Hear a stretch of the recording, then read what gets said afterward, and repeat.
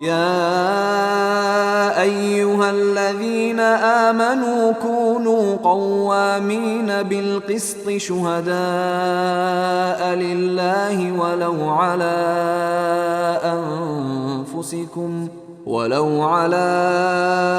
أنفسكم أو الوالدين والأقربين إن يكن غنيا أو فقيرا فالله أولى بهما فلا تتبعوا الهوى أن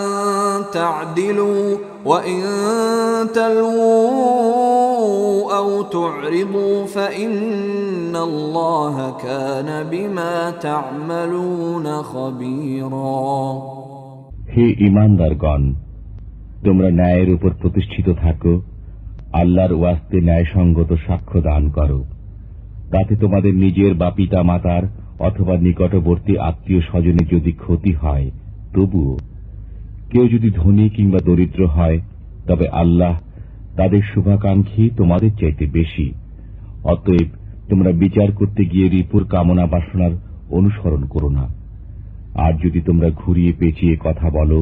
কিংবা পাশ কাটিয়ে যাও, তবে আল্লাহ তোমাদের যাবতীয় কাজকর্ম সম্পর্কেই অবগত। يا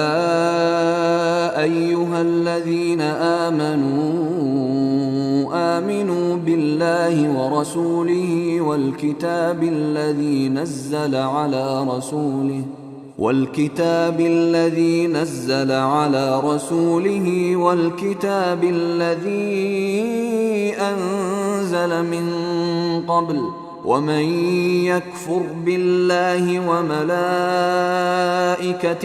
وكتبه ورسله واليوم الآخر فقد ضل ضلالا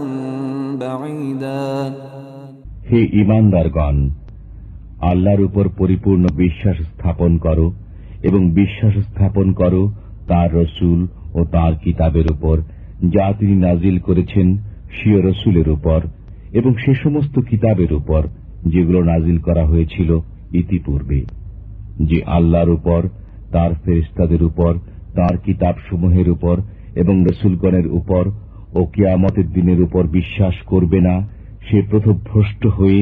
বহু দূরে গিয়ে পড়বে।